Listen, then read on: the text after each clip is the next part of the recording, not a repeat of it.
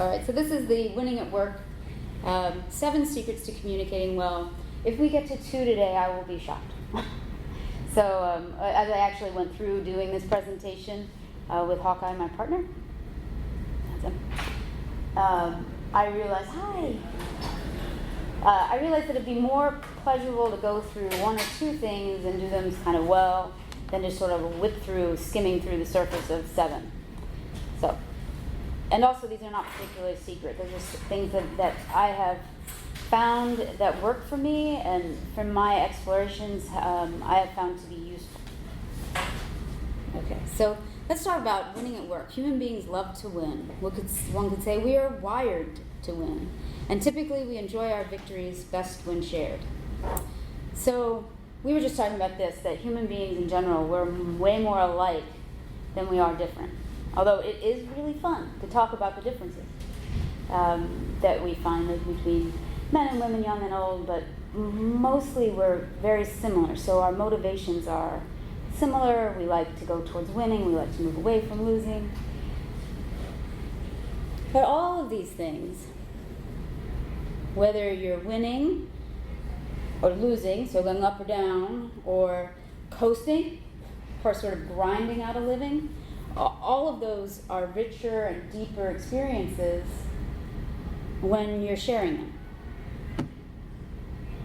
So an example that I like to talk about is like a sunset, for example. Like a sunset that I might look at, I might think, hi Michael. I might look at that sunset and think, now isn't that a pretty sunset? And then I'll invite Hawkeye over to see the sunset, and suddenly that sunset is so much prettier because now it's imbued with meaning, and we're doing it together. Isn't that nice? So stock market traders, love the camaraderie of trading, and at work, our successes, our wins, our losses, both personal, company-wide, the hardships, all of it is richer and better when it's shared. Now I'm going to say that in this community, it's also true for loners, in my opinion. Oh, and I should also preface everything I say with, this is stuff that works for me, and it's the way I see it. It's not the facts or the truth. Everyone has their own facts and their own truth, and so these are just my offerings of what has been working for me. So pick and choose, take what you want, disregard the rest, just like you did with your parents. So I find that these things are true. With parents, you have no choice. Oh, maybe, I don't know. I think we all pick and choose. Some of those things we're like, yeah, I'll do that for now. Oh, it's better to be a loner who belongs to a group than a loner who is totally alone.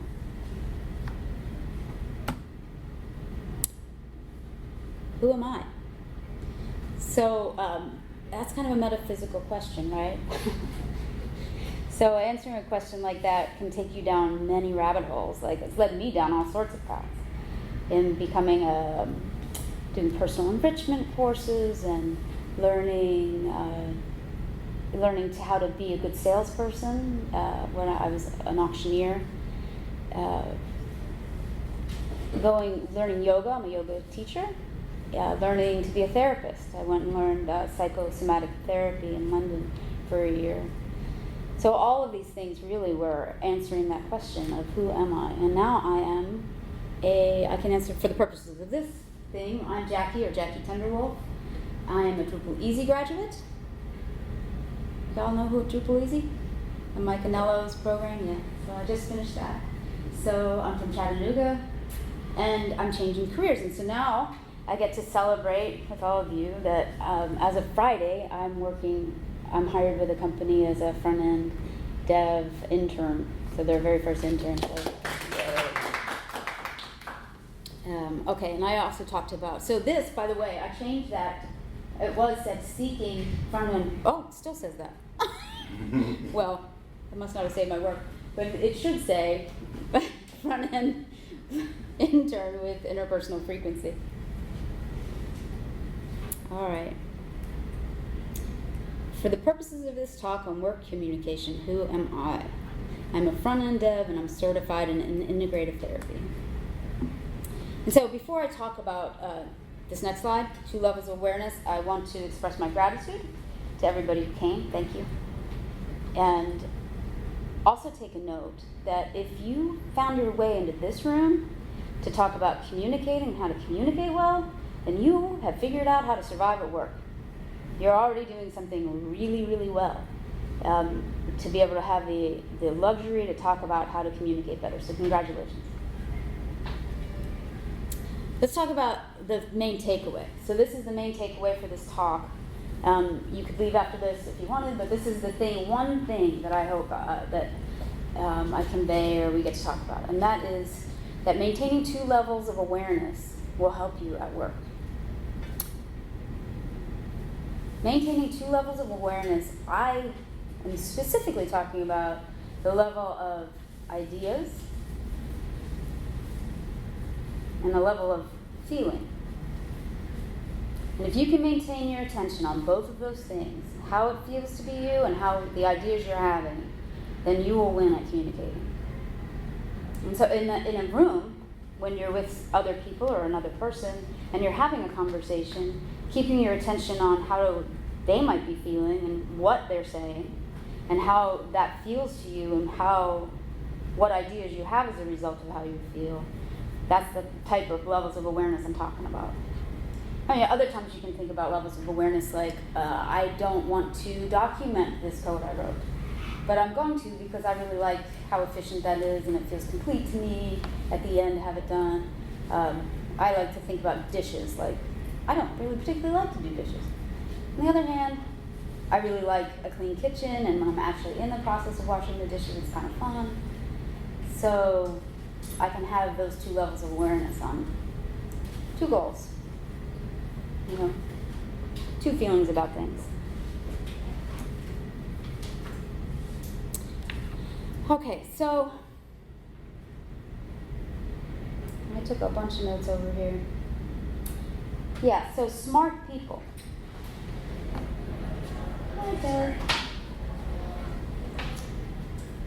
Smart people tend to value ideas more than feelings, but often feelings come first and are then justified with words.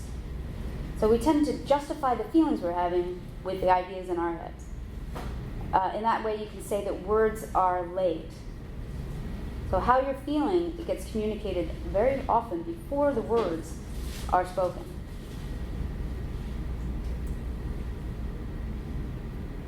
And how that's important, we're going to talk about some techniques a little later, but how that's important is that you may have already conveyed everything you want to say just by your presence, just by the way your body language and how you're feeling may have already transferred to the person in front of you. They've already felt it and know how you, and now they're just waiting to hear whatever it is. So they can feel your judgment and they can feel your approval before you even say a word.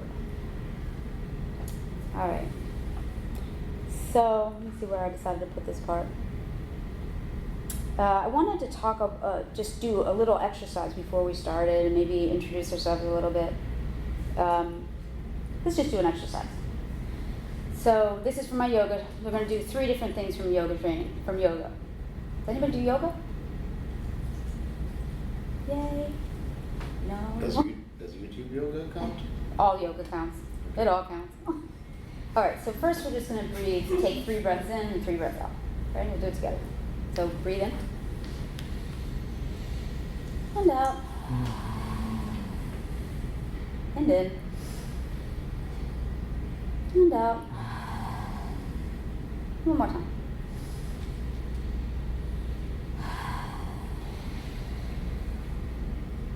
So,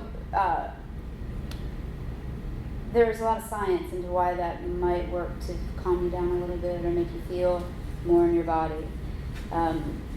There's a nerve that runs from behind your eye all the way down past your heart and attaches to your stomach and goes all the way down to your colon. So your whole body is attached with this nerve, and when we breathe, we sort of massage that nerve. So now I want to try one more breathing technique. And that is to breathe up the back of the body and then down the front of the body. We'll do that 3 times. So ready?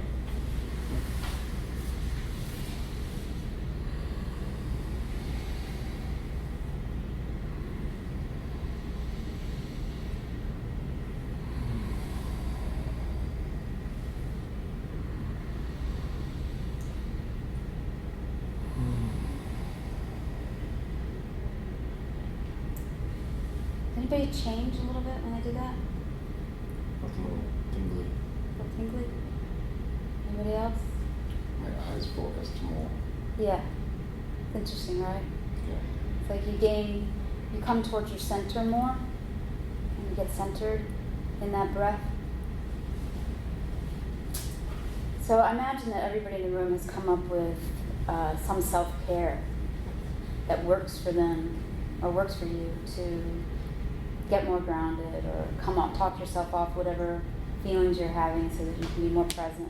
And those are two, what we just did, are two that work for me. Is when I'm feeling feelings, is to just breathe into it. And when I feel my energy getting up here, how to sort of breathe it back down and feel my feet and get back in my body. I mean, I'm never leaving my body, do you know what I'm saying? But my energy can definitely get up higher. So the last one that I wanted to do is at the end of yoga, if you've ever taken yoga in a class, the teacher may put their hands on their heart or even prayer hands in front of their heart. You want to try that? Hands on your heart here? If you want. And then you bring it up and you put it on your head. And then you bow your head to your heart. Yeah. So in yoga, at least, we have an idea that your head is in service of your heart. So you bow to your heart, your true inspiration. All right, where am I now? Okay, so here we're talking about the challenges and benefits of our early programming. How many people know about brain science and have studied in kind of like neuroscience? I know you have. Yeah, a little bit, yeah. So I may be going over some things, and I am definitely 100% simplifying this material for the purposes of a 45-minute talk. I spent a month learning this in our program. So basically, these terms, ambassadors and primitives, I just want to put a shout out to an author I love. His name's Dan Katkin, and he wrote a book called Wired for Love.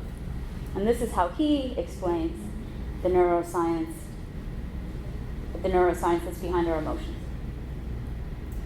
So he talks about the primitives, which are evolutionarily speaking the earliest part of the brain.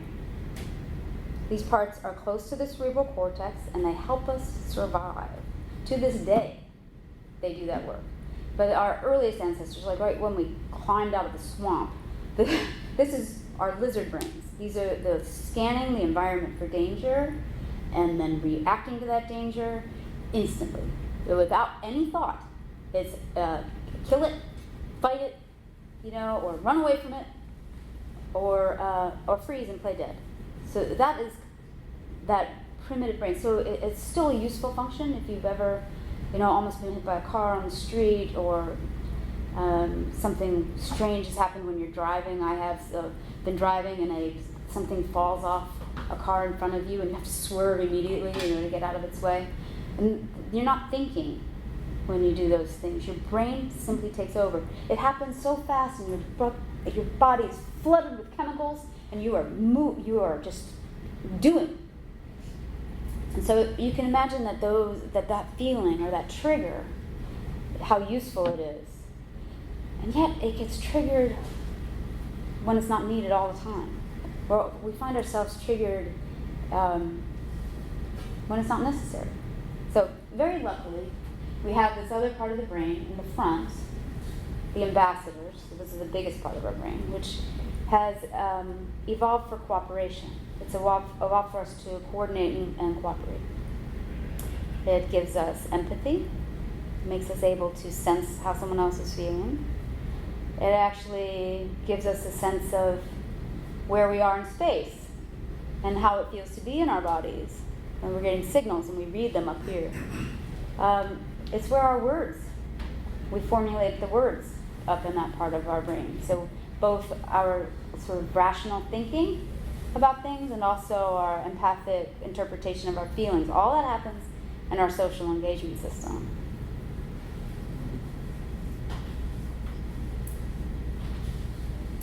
So I was saying our core programming is wired for war, and our social engagement system is wired for love.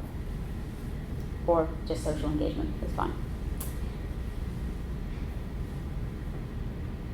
So, for the purposes of this talk, the challenges we have for winning at work are when our primitives have fired, when that's happened, and now we want to defend our ideas, or we want to run away and not talk about them, or the kind of silence that is really violence. You know, like, I am not going to say another word to you about this, or I'd rather just not play. Those kinds of, I'm going to disengage rather than, confront you about what's not working for me. All those unhealthy work communication things. Those are all part of that primitive programming. And so how do we stay socially engaged? So now I'm going to talk a little bit about what has worked for me with this.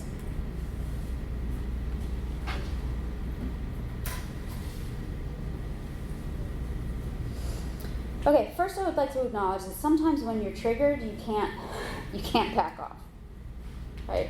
So when you feel yourself getting angry, right, or like, that is so annoying. What did you just say?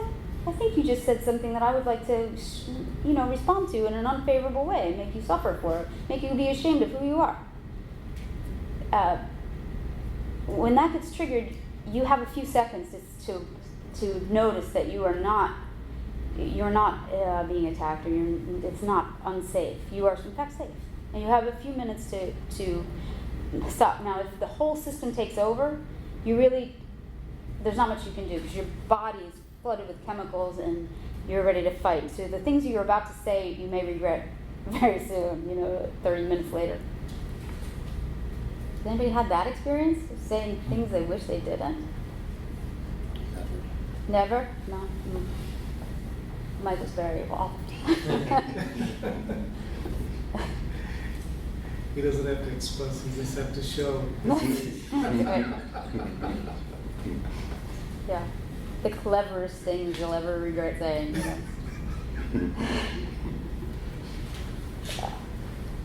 So if you can recognize that your survival mode, that primitive brain thinks you're being attacked, you have a few seconds to back off. And one way is to say, hey, wow, I feel angry right now. What you said, maybe I feel angry. And I'd like a few minutes to get myself together. Because I would like to talk to you about it, but I don't think I can do that in a productive manner feeling this way. You can do the same with them when you can feel that, oh my goodness, they're angry. You can say, wow, you look angry. Wow, I can tell you're really angry about this. And I want to talk to you about it, but maybe we can wait a little. And you get yourself together, you get your feelings, and then we'll talk. Kind of thing. So, how about you just want to get your way, right? So we were talking about how to communicate your ideas and get your ideas out while still acknowledging your feelings. Does anybody know why telling someone to calm down doesn't work? They ever tried that? Just calm down. You're being irrational.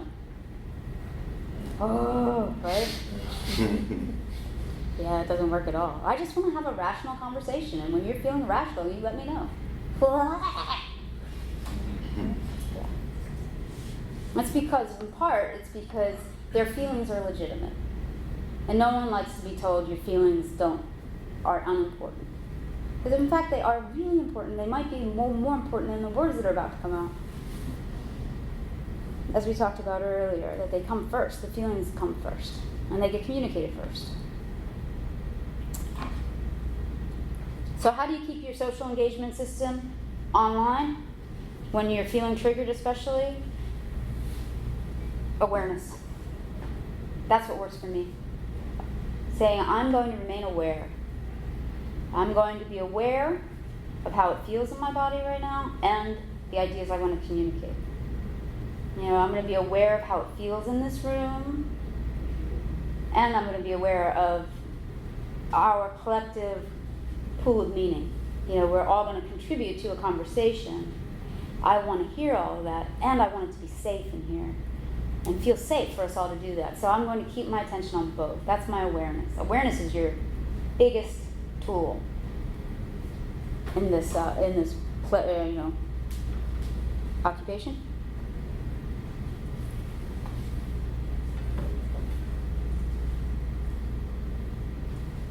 All right. Any questions so far? Anything you want to talk about? No personal stories?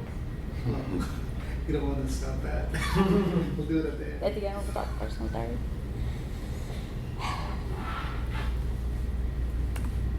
All right, so I suspect that we could spend the rest of the day talking about this. So we'll start. I did a topic at this camp. No, it was at Atlanta on hot topic conversations specifically. So that's up there if anybody ever wants to read more about that. So just a hot topic conversation is a deliberate, formal, structured communication cycle where you set a time. And the person or people you want to talk to know you're going to, so you ask them to come. You spend time like on yourself, taking care of yourself before you get there, so that you're in really good shape and you're available to hear what they have to say. So this gives you a hot topic conversation. You can call it whatever you want. We call it hot topic conversations because you know that this is something that people have emotions about. And thoughts, and they want their way or whatever. And it gives them time to get themselves together as well, so that everybody can come to the room and be productive. But that's the macro. That's a macro conversation, or let's say mid-cro. Is that a thing? Mid-cro? And there's a micro that I use every day in my life that I learned 25 years ago, and I hope I can share it with you. It's been so effective in my life that I wish I could just broadcast it to everyone. And it's gotten a bad name. I've heard it manipulated in such a way that it sounds awful. It sounds like manipulation. And in my experience, it's just wonderful. So this is it's called a training cycle. And in a training cycle, you start by, I've actually made it 4 steps. And so the first step is to say, hey, there's something I want to talk about. Do you have a minute? Or can I tell you this thing that came up for me? So they know that you're going to talk about, you're not just going to be making casual conversation. And then you back up a sec from there and say, hey, first, I would like to acknowledge you. I approve of you. That is basically what you're saying. I like working with you. I like the work you're doing. I admire and respect you. I respect what you're up to. I know whatever it is the words are that you need to say to convey that you like this person. And you respect them. And then there's one small step of something you would like them to do better. Something achievable that they can do. So I'm trying, I don't want to get too specific, but I noticed that you handed in your report, or you asked me, gave me that pull request at like midnight the day before we're due, whatever it is, and could you do it a little, put attention on so I get it sooner, because that's just, I felt rushed. And then when they say, yeah, I can do that, or any amount of, I'll think about that, or maybe, or any kind of thing that says I will help you, is thank you. I appreciate you. Thank you very much.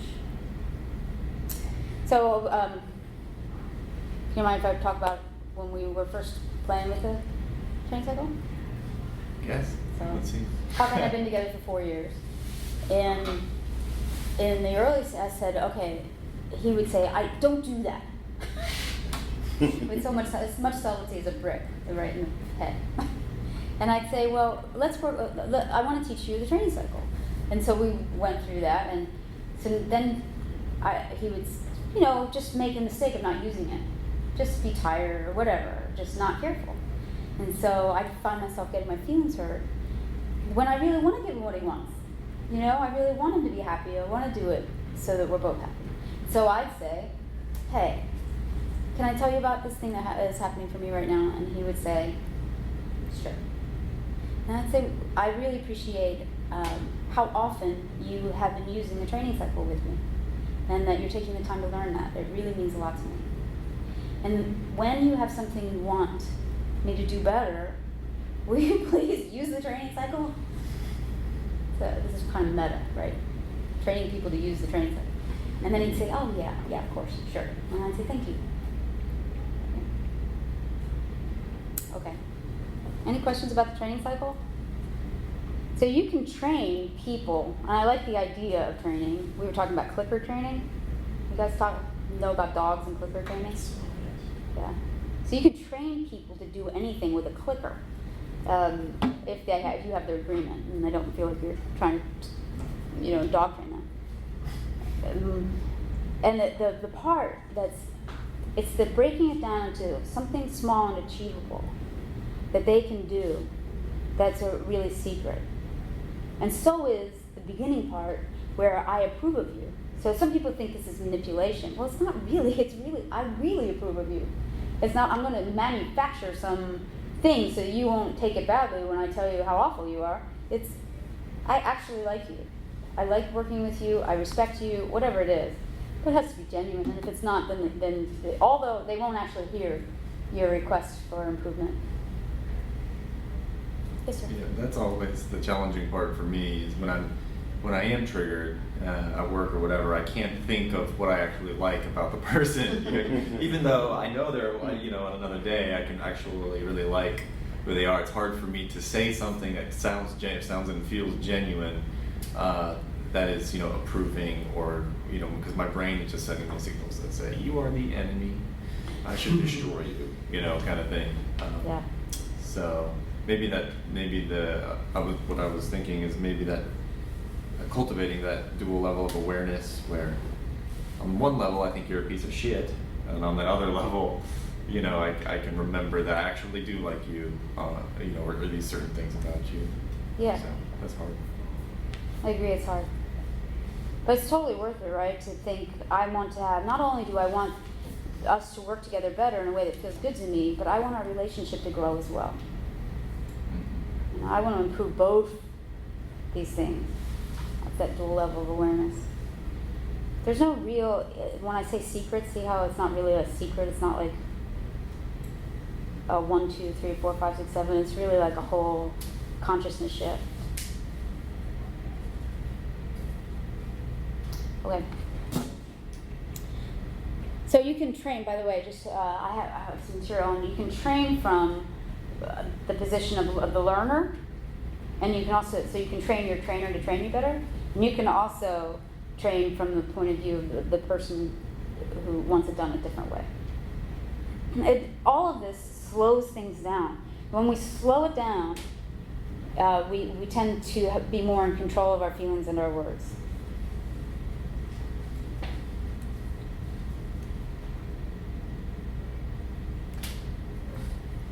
Okay, so does everybody have yeah? No, just. Okay. So in training or communicating, this comes from another book. I love books on how to train dogs and how to train people and how to train your children. This is a wonderful book about working with children. And so the ideal first step in any training cycle is for you to self-reflect before you respond. In those moments of self-reflection, you tune into yourself and ask yourself these questions. What is my state of mind right now? Am I calm, loving, and accepting, or am I angry, frustrated, and critical? If you are not in a calm, loving, and accepting place, stop. You will accomplish little by approaching someone in this state of mind. So we were talking earlier about self-care. Does anybody have self-care that really works for them? Does anybody even know what self-care is? Hawkeye Tenderbolt? For me, it's not always, if I overuse it, then it's not really healthy in self-care, but in small doses, just zoning out for a little bit, putting on a podcast and doing something mindless for a little while, or getting a big bowl of cereal and watching, a stupid YouTube video or something can help kind of reset my nervous system a little bit when my thoughts are out of control. Anybody else? That's really good. I like to just breathe and wait. Breathe and wait. Just think about it more. And just Yeah. how you think about it changes over time.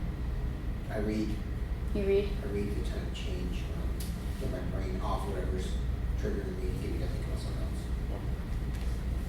Yeah. Does anybody have like a ritual? Like, does anybody meditate or Go to sleep. you go to sleep? Well, that's definitely helpful, right? I wake up pretty happy. Who wakes up happy? So a lot of people wake up kind of like, oh my god, happy? Yeah, I wake up happy. Freaks. What freaks? Exercise too. Exercise, a huge one. Yeah, I like to think of that. There are many ways to self-care. Exercise is a great one. Breath work, really good. Any kind of fun, right?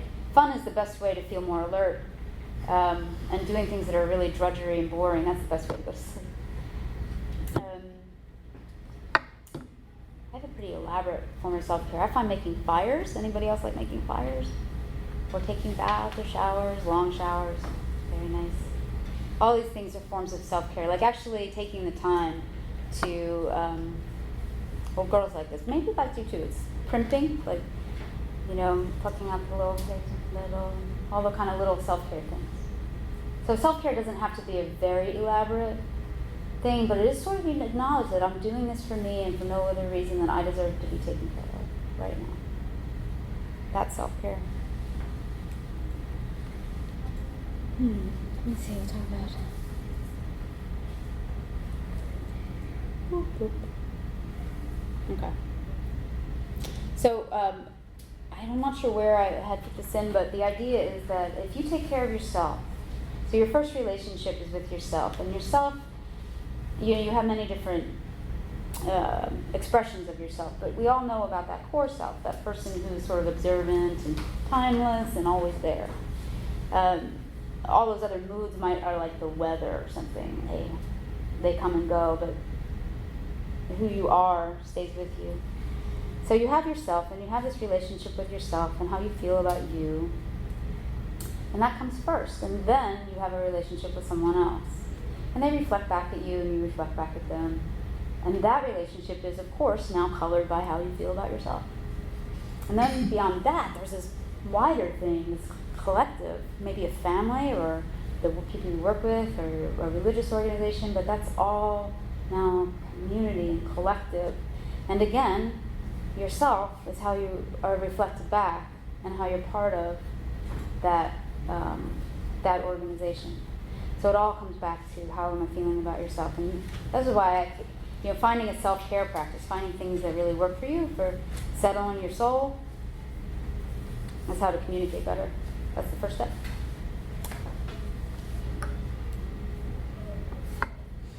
Ready for a brand new concept? How to cultivate a positive orientation for problem solving, rather than negative orientation, which leads mostly to complaining. Negative ego orientation versus positive ego orientation. So we talked a little bit about this when we talked about the training cycle, about finding one small thing someone can do to make it better. That's a positive, right? You're giving them something positive to do. I used to talk more about the opposite of a training cycle, which is a feel-bad cycle, which goes, you're doing this terribly, you're never going to be able to do it right, or, give them some impossible thing to do, like fix it. Impossible, right? And then saying, oh, God. And that whole cycle just makes everybody feel bad. There's no way to actually reach for anything. So what's the difference between a negative ego orientation and a positive one? Ego is, again, yourself. Ego is your sense of self. It's the part of you that protects yourself and is busy in the world, like at work. We all bring our egos to work. And I actually think that's a good thing. If some egoless person walks in, I won't trust them. Where did they put it? So, say, what is an ego, neo versus pio? So you have two people walking around a lake. I'm the observer. I can see these two people. walking around the lake. They look like they're doing the identical thing. However, the person with the positive ego orientation woke up this morning and was like, oh, I want to go outside. I want to breathe the air. I feel so good. I just want to take a walk in this. I want to go listen to the birds and look up at the sky and be part of things. I want to feel the energy in my body. I'm going for a walk. And the person with the negative ego orientation woke up like, oh, I haven't exercised in days. I'm going to have a heart attack if I don't do it. I feel it coming on. And so I'm going for a walk. Or else something bad will happen to me. So they're both walking, but they have different motivations. Anybody want to talk about that? The one's walking away from something and one's walking towards something. Yeah. One is walking towards something and the other is trying to run from something. So the same is true when you're doing when you're trying to communicate with someone, you give them something to win with. Give them something that they can do that's going to make you happy if they do it, or it's going to improve things. And the same is when you're in a meeting, you have the idea of how can I make it better? What can we work on together to make it go up from here? Rather than, oh, this is awful, and clearly things aren't going well. Yeah, how can you make it safe and have a positive ego orientation? And I will say that complaining has its value too. I just don't know that it's all that valuable in a deliberate kind of communication. It's more like, hey, friend, I really want to complain about my partner right now, but I don't want to do that with them because then they'll think that's all I think. But I have complaints. That kind of session is actually cathartic and work and useful. And if you don't lay it on your partner, then it's probably really great. And the same can be said for work. You can talk to somebody who's not work or your therapist and tell them, hey, I have all these complaints. And get it out. It's okay to get it out because it's not the only thing you think, right? That's not all how you feel about how you work and the people you work with. You have other feelings too. But sometimes you can't get to those, I think, unless you've expressed the negatives. As long as that information stays with that person, it doesn't go to the other person. Sure. Yeah. You don't want, that's the problem with negative things.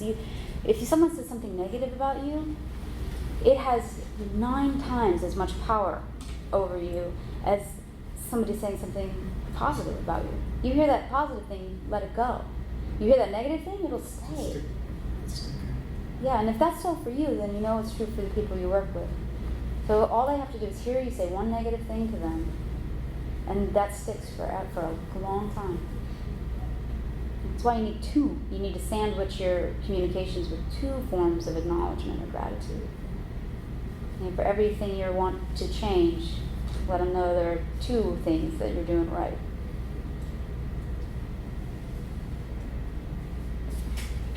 How we doing?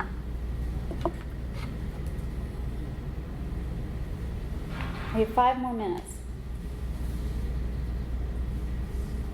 Anything? Time flew.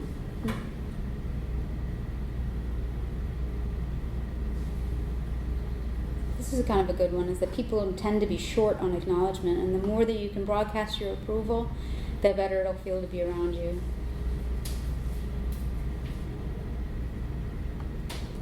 Okay. We talked about this in the beginning, that we as human beings have more in common than difference. Although we love to talk about our differences, the truth is from person to person we're more in common.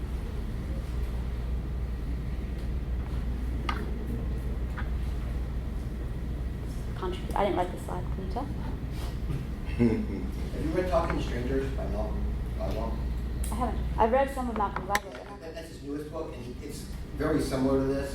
He puts this theory that we evolved to trust other humans first, as sort of a response to lizard brain when we started from societies, but that has a negative consequence because now we tend to automatically trust people when maybe we shouldn't. And then he also says that in connection with that, we all think we're really good at reading people, body language, that kind of stuff, but every study ever done in mankind on that shows that actually we all suck and actually reading body language. And then I wouldn't read the book because he didn't take those 2 ideas and tried to turn it into a 400-page book. Yeah. which, you know, it was probably a good Wired magazine article, but he tried to turn it into a large book, and I think it kind of really drags. But it's very sort of along the same lines. He tries to then take those two ideas and explain like some major crime cases as really it was just a failure to communicate, or a failure to, like Amanda Knox, you know, Italy. He Yeah. basically tries to break that down into what really happened there was she wasn't acting like an innocent person. The Italian police thought they could read her intentions, read her body language, read her actions, and decide, you know, that means she's guilty when really she was just a scared 20-year-old girl, young woman that, you know, was completely freaked out. Yeah, that makes sense. I've certainly had that experience where my feelings are misinterpreted. Yeah.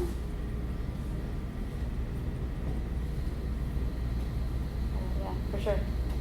Yeah, I think curiosity goes a whole long way in communicating and being curious about what the other person is really thinking or doing. I'm giving people room to like also change within their answer, because sometimes in speaking of how you feel, you actually evolve and change it. Right? Yeah. Does anybody come for something in particular and want to talk about it?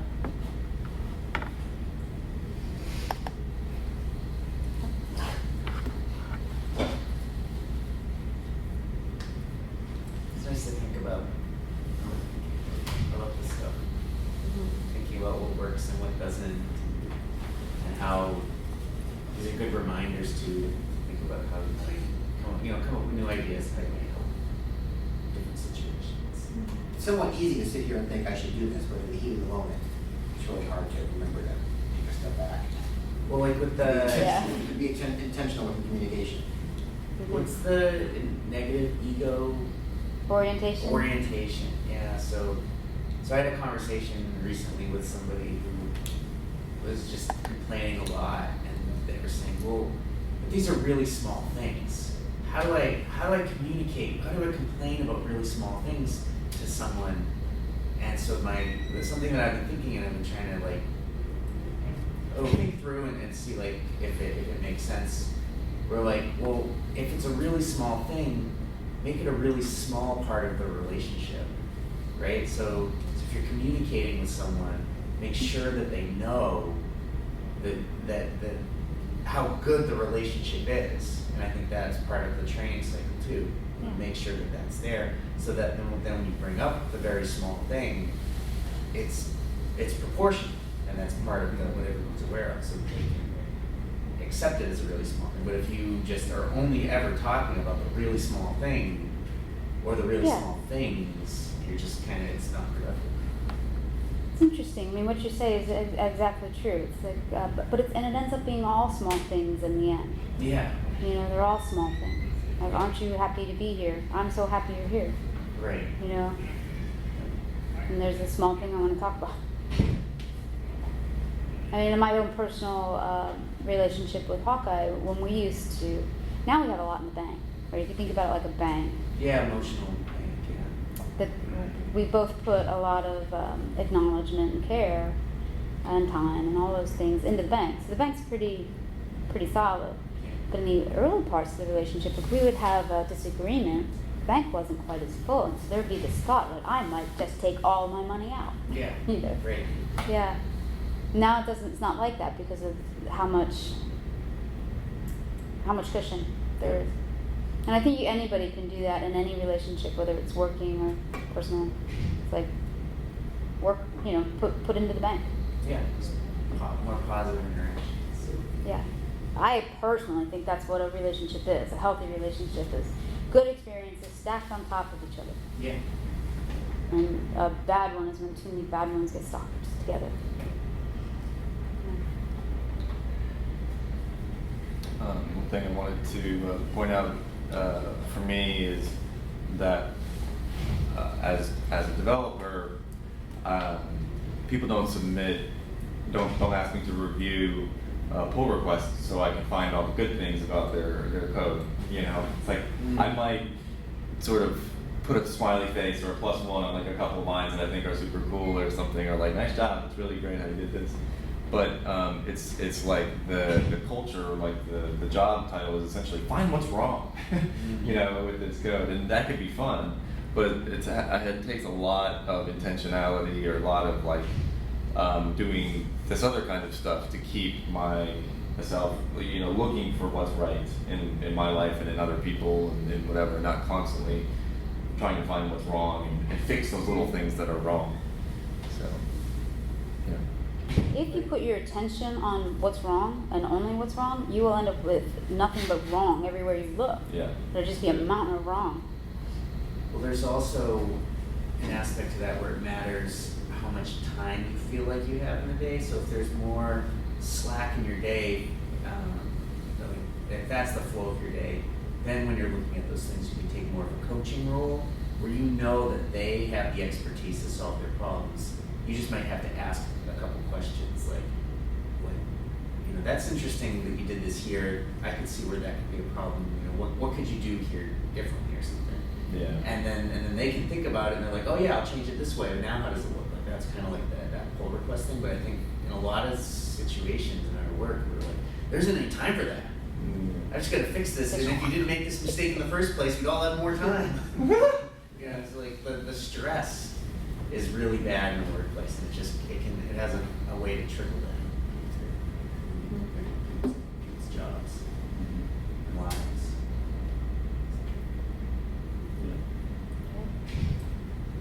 Thank you, guys. Thank you. Thanks, Jeff.